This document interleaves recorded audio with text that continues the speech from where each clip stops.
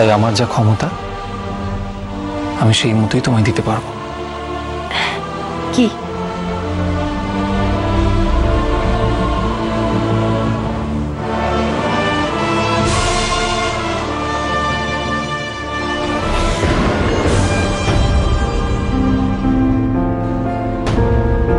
এরকম একটা সস্তার আংটি আমি পরবো? শায়রি ভট্টাচার্য একটা এরকম সস্তার আংটি পরবে? ভুল ভুল বললে। তুমি এখন আর শায়রি ভট্টাচার্য নও, তুমি এখন শায়রি চ্যাটার্জি, অভিষেক চ্যাটার্জির স্ত্রী।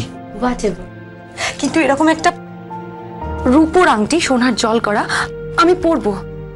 কাল সকালে যখন তোমার শালিকারা আমার বাড়ির সকলে জিজ্ঞাসা করবে যে ফুলসজ্জার রাতে তোকে তোর বর কি দিল শায়রি, তখন আমি বলবো যে একটা সস্তার পাতি আংটি দিয়েছে। ইম্পসিবল। পড়তে ইচ্ছে হলে পড়ো, আর পড়তে ইচ্ছে না হলে পড়ো না। এর থেকে বেশি দামি জিনিস দেওয়া আমার সামর্থ্য নেই।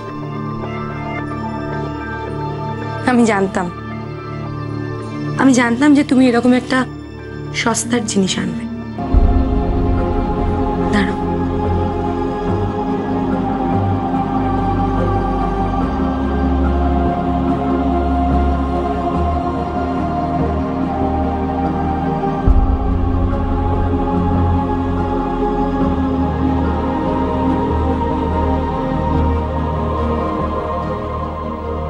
অভি, এই ডায়মন্ডের রিংটা আমার হাতে পরিয়ে দাও।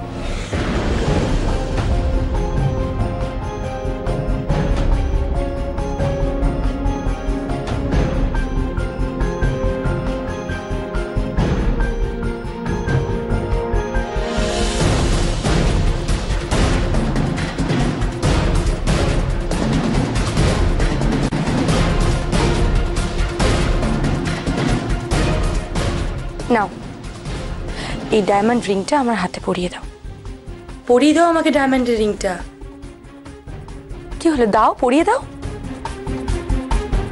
আমি সবাইকে বলবো যে আমার বর আমাকে ডায়মন্ড রিং দিয়েছে। আমি মিথ্যে কথা বলি না শায়রি, এটা আমার স্বভাব বিরুদ্ধ। মিথ্যে বলো না, কিন্তু বউয়ের জন্য মিথ্যে বলবে, নাহলে লোকে কি বলবে? আমার স্বামী আমাকে একটা পাতি আংটি দিয়েছে, এটা বলতে আমার সম্মানে লাগে। তাহলে বিয়েটা করেছিলে কেন? অভি, তোমাকে আমি ভালোবাসি। চুপ! ভালোবাসি? দেখো শায়রি, যদি বাঁচতে চাও তবে অভিষেক চ্যাটার্জির স্ত্রী হিসেবে বাঁচো, জয়া ভট্টাচার্যর মেয়ে বা যশোজিৎ মুখার্জির ভাগ্নি হিসেবে নয়। এই কথাটা মাথায় রেখো। অভি, তুমি কোথায় যাচ্ছ? এ ঘরের বাইরে। না, তুমি এখন কোথাও যাবে না। তুমি এখন ঘরের বাইরে যাবে? লোকে কি বলবে? ফুলসজ্জার রাতে বর ঘরের বাইরে আর বউ ঘরে একা বসে রয়েছে। কেন? এটা তো তোমাদের বাড়ির প্রথা। প্রথা? হ্যাঁ, প্রথা। ভুলে গেছো? মনে নেই তোমার? ফুলসজ্জার রাতে ঝিল একা ঘরে পড়েছিল আর সঞ্জু ছিল অন্য একটা ঘরে।